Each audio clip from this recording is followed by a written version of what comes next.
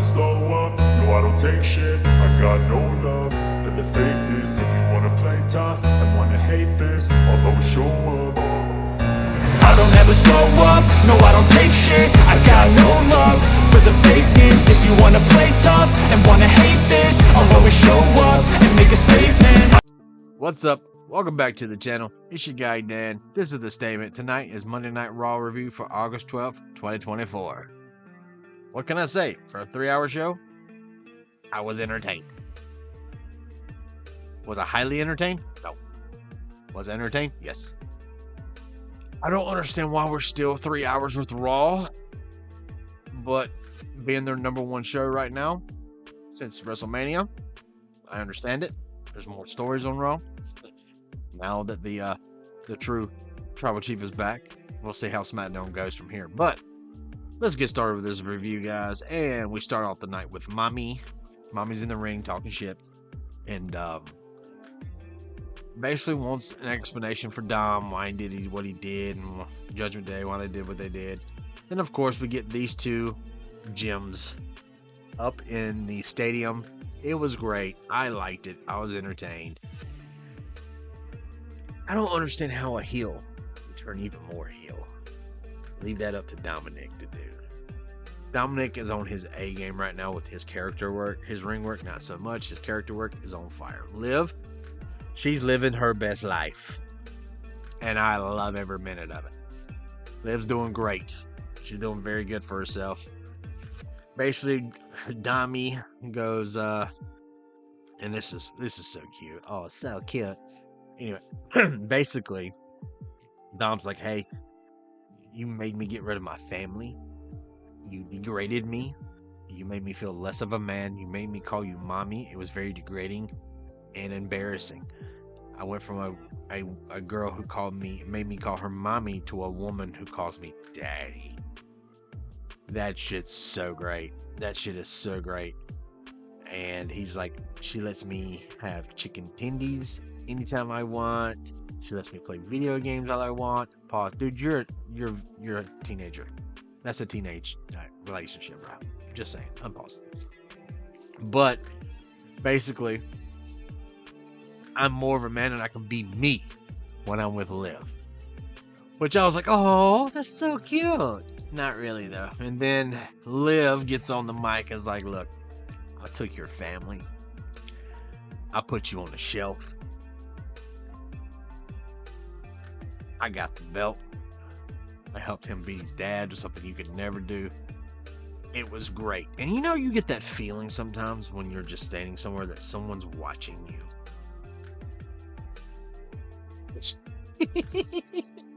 Sorry. Liv is like, what's going on?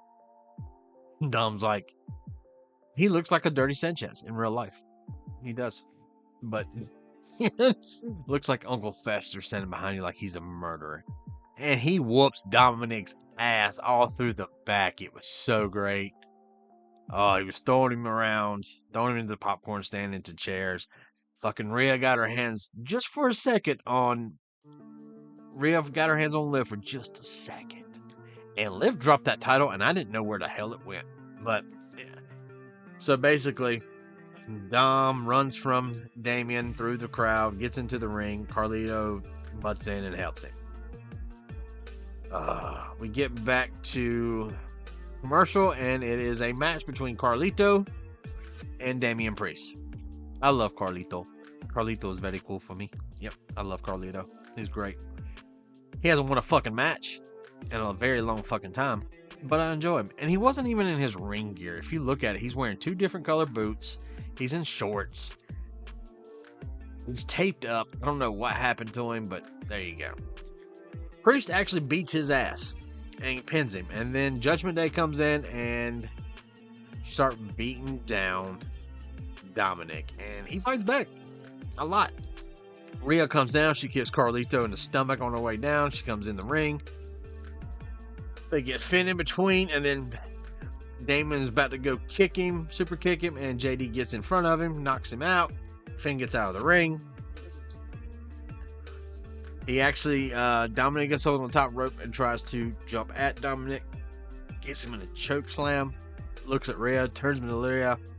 She kicks him, and it looks like in the nuts. Then she wants to go give him the riptide, and this time, Liv saves Dom from the riptide by pulling him back over the ropes, and they all cut to the front. And this is your new Judgment Day. And people are pissed. Look at this. It's like she's about to fucking slap the shit out of Dom. Next, we got a squash match. Some dude in NXT and Odyssey Jones, aka the new Big E for the New Day. Yeah, it was weird. I don't understand that match. I guess it's to get Odyssey over. The Final Testament comes down, talking shit, and challenges for a 6-man tag. We're going to have New Day 2.0 versus Final Testament. And Xavier is going to turn on Kofi next week. It's going to fucking happen. There's a 6-way tag. These 3 versus the Final Testament. And Xavier is going to turn. If you haven't watched him, he hasn't wearing a lot of vibrant colors like Kofi normally does. He did a little bit of the New Day rock like that, but not like he normally does. And you notice that he's not really smiling a lot lately. He's finally going to do the turn, and we've been waiting on this since the Wyatts. We've been waiting on this, the Wyatts versus New Day. You know how long ago that fucking shit was? We've been waiting on Xavier the turn for that long. It's finally going to happen, people. Next, we got Bo Dallas sitting in the Firefly Funhouse in the dark. Talking about he was here, I could feel him. They showed a couple pictures of Bray. I don't know how to feel about that. I really don't. But then you hear Uncle Howdy's voice in front of him in the TV saying, "There you are." And saying that the next person's on the list and it's time to go. We still have work to do. And this is the picture that flashes. And this was like a blink and you miss it. Because it had the Wyatt 6 thing and then this. And this is not a mask for anyone. And they're saying that something else is coming. So are we going to get a new character? Or are we going to get the fiendish kind of stuff happening? I don't know. But this is what I was able to stop motion and find out. And this looks like a wolf to me. Or maybe this could be like a Wendigo figure. I don't know. So I don't know who it's going to be, but they got someone new going after now. Speaking of, we had the Creed brothers, aka American Made, versus Academy of Otis and Tozawa. And this wasn't a bad match. I am so glad the Creeds are actually finally doing something worth a damn. What's her name? The girls with these guys. I am so bad with these females' names because I don't ever get to see them on TV. Is it not Valkyrie, is it? No, I don't fucking know her name. I'm sorry. I'll butcher that shit. But, she got Maxxine Dupri. I know that because I see her every fucking week on TV. And on my Instagram stories. And basically, Tozawa got pinned. So that was that match. It was alright. I'm glad to see the Creed brothers are actually getting some TV time. They deserve it. Next, we got on the way to the ring. We got the Damage Control. They're speaking in their native languages, and I don't know if it's lost in translation, but it's not Shinsuke Nakamura's vignettes were. I wish they would do more of kind of like that, but for these girls. But now we have, and I'm gonna butcher these girls. I know Shayna Baszler. It's pretty much all I know. I'm kidding. You had the Damage Control girls. You had Alba Fire and Isla Dawn. And the new group, we told her we didn't know what it was called. We were calling chicks with dictionaries. Now they're called Pure Fusion Coalition or Collective. What the fuck does that even mean? Pure Fusion Collective. What the fuck is that? I said pegging, fisting, and cucking. I'm sorry. But there's only one straight girl in the group, and she doesn't even look like she's straight. But she's straight. Anyway, there was a bunch of botches in this match, though. Oh, it was horrible. It was so horrible. But the match ended. I will say this. Damage Control was on top of their shit. The PFC was not on top of their shit. They just haven't found. My thing with women's wrestling with WWE, they don't give them enough time to have any chemistry. It's not like we had the Charlotte Flair versus,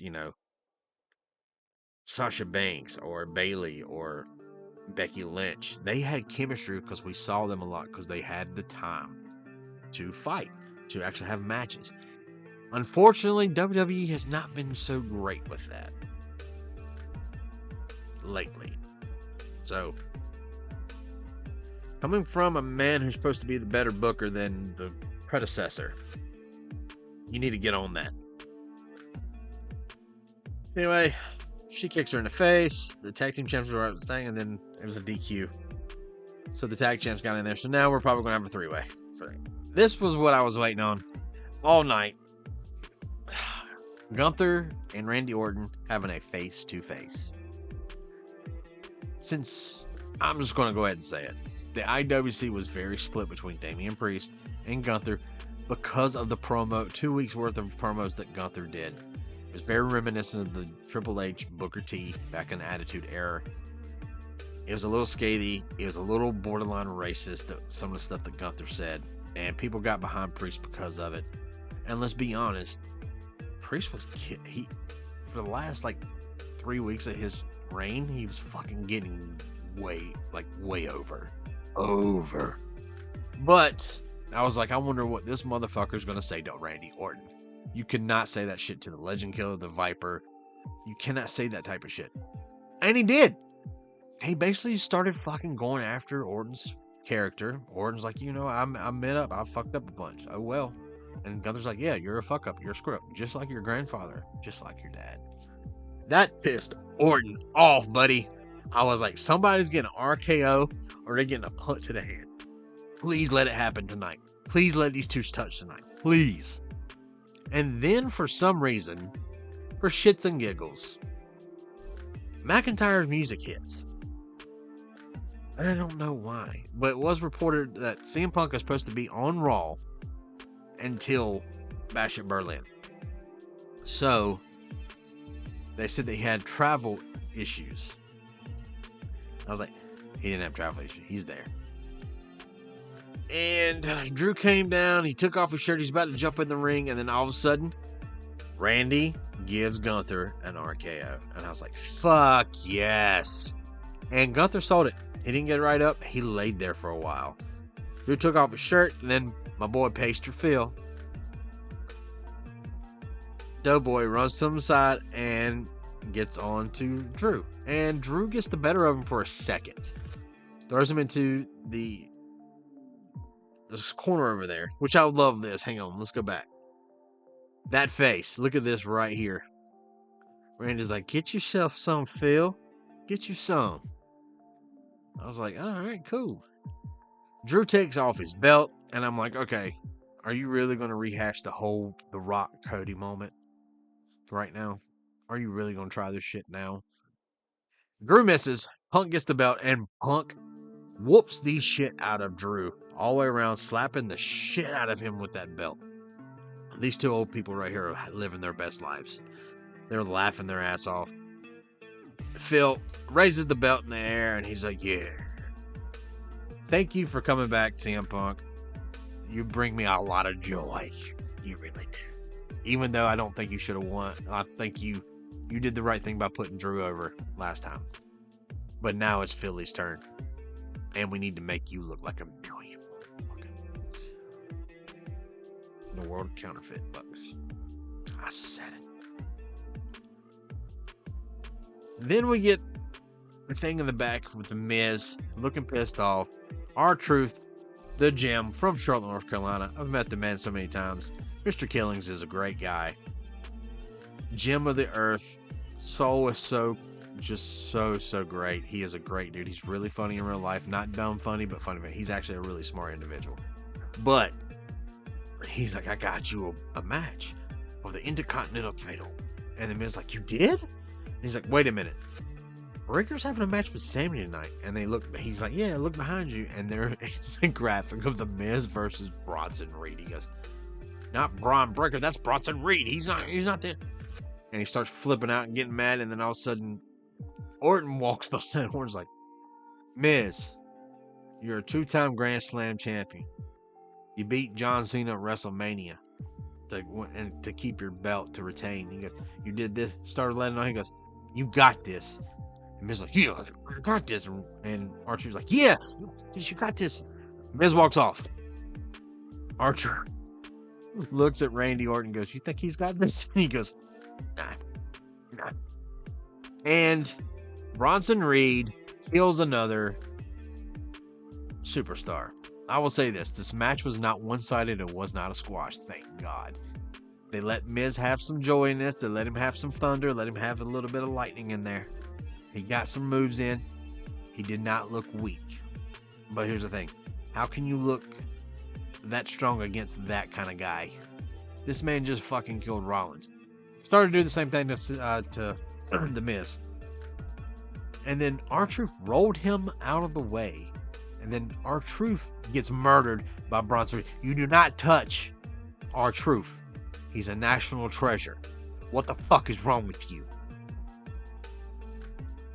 So I don't know what they're going to do with Bronson Reed. He's killing everybody. He's out. Obviously, he's going to have a feud with Seth Rollins, but I just don't know yet. Maybe go for the Intercontinental title. I don't know. I don't really see anyone that's that strong that could fight him that doesn't make him look weak. I mean, if you put him with Breakker, you're in a fucking you book yourself into a corner that you can't win. If Reed loses, he's not as bad as people think he is. But if he wins, that means Breakker's a short-term champion and not a big deal like we're making him out to be. So I don't know who you're going to put up against. Who are you going to do? Mark Henry? He was in attendance tonight. Him and his son was in attendance tonight. I can see Odyssey Jones and this guy or Ubafemi coming up and fucking with him. This one ugly motherfucker. Then backstage we got this. Kaiser's like, last week, he goes, this is not over. And he's like, anytime you want, fella. Anytime you want, fella. And then Butch. I'm not calling him fucking Pete Dunne anymore. I'm not calling him Pete Dunne until he becomes the Bruiserweight again. Right now, he's just bitch-ass Butch. Attacks Sheamus with a shillelagh. So, we're probably going to get 3-way with that. Then we get the Terrible Twins. Or the Twins. Twins of Terror. I don't fucking know. Super Punch. Unite. I don't fucking know. Anyway. So now we got a mixed tag match at Bash of Berlin. It's going to be the Terror Twins versus Live Your Best Life Dom. So, yay. I wish they would split these two up sooner than now, but I get why they're keeping them together right now. Now it's kind of like stable versus, I don't know. They just need to. They're both baby faces now, so it is what it is. Then the match that we were waiting for tonight is a best of 3 falls. And I was like, all right. Money in the Bank, they fucked up and let Sami win. They didn't make Bron Breakker look that great. But then at SummerSlam, you made Sami look like a chump. A 3 minute and 7 match. 3 minutes and 7 second match. And Breakker killed him. So I was like, they're either going to do some course correction. Number one, they're not going to let Sami win this. Not going to happen. But they're not going to make him be a clean sweep. And I was like, wait, they do make him a clean sweep. Oof, that's another story in itself. But then it makes Sami look very, very bad. Sami got the first pin. He got the first fall. And then Breakker got the second. And this match went on for 15-20 minutes with commercials. And I was timing this shit perfectly. I had my phone sitting there and I was looking at it. I was like, all right, we got 10 minutes. Okay, this match is going to go another 10 minutes. And I was like, all right, we got 3 minutes. I'm like, if they fucking pull that bullshit where they end the show before the match ends, I'm going to be pissed. But this match was great. It went everywhere. The ref let them have some leeway. They had both got on some good stuff. Breakker went to go do a running spear, and then Sami caught him with a simile haluva kick and then fell on top of him. I was like, no way they're going to let him win that way. Breakker kicks out. I was like, all right, cool. That's cool with me. Sami goes up top. Breakker goes up there. Sami pushes him down. Sami jumps off. I don't know what he was trying to give him. But Breakker picks him off in the air with a spear. A shitty one at that. Got the 1, 2, 3. And that was the end of the show. With Bron Breakker retaining your Intercontinental Championship. So, like I said, it wasn't a bad thing. But so far, Raw has been very story heavy since WrestleMania. They've been the #1 show with all that good stuff. I'm happy about that. But now that Roman's back on SmackDown, will SmackDown take the lead again? We will see. I do have a problem with Randy Orton being on Monday Night Raw. I have an issue with that. I have an issue with A-Town Down going from Raw and SmackDown. We all know that Sami and Jey are going to go to SmackDown. It's going to happen. Bash at Berlin, we got 3 matches right now on the card, ready to go. Cody versus KO. Whatever. Orton versus Gunther. Another fucking whatever. We're probably going to have... Oh yeah, CM Punk did go in the back. He still had the thing. He goes, this gives me an idea. And I'm like, I'm calling it. It's going to be a leather strap match at Bash at Berlin. And I was wishing they would wait till Bad Blood for something like that. But I guess they're going to do Hell in a Cell. That's where the trilogy is going to end. And I have a feeling that Bash at Berlin is going to be a leather strap match. Just saying. I don't know how to feel about Orton and Gunther. Orton's not winning the belt. It'd be great if he did, because that's another acolyte to his repertoire, but at the same time, it would make Gunther look very bad. It'd make him look very weak just to be a transitional champion. And we all know we're getting Orton versus Cody soon. They're probably going to pull that trigger before they go through the Cody bloodline bullshit again. So honestly, I am not a fan of this cross promotion. I know everybody's like, it doesn't matter anyway. It matters to me, because if you're going to have a motherfucking draft, stick to the draft. That's just my only requirement. They do this every single time. I don't know why we think it's going to be different. It's never different. And yes, I get a little upset about it, because the main thing is like, there's no trades, there's no nothing. This is a strict thing from now on, blah, blah, blah. What, 2 weeks later? 3 weeks later? That's stupid. Don't have the draft. If you're going to do it, don't have the draft. Anyway, guys, thank you for coming out and watching the videos. Thank you for coming out Thursday, 7:30-ish, right here on YouTube and Facebook on the Wolfpack Wrestling Podcast. We have a lot of fun over there. Like I said, thank you for coming out. Appreciate all you guys' support. It's very humbling. It's very nice to see there's numbers on my socials. Share, comment, like, subscribe. Check out my socials. Check out my boys' socials. Yeah, leave comments. Good, bad, indifferent. It don't matter. It's wrestling, baby. So on that note, be good people and live your best life. You're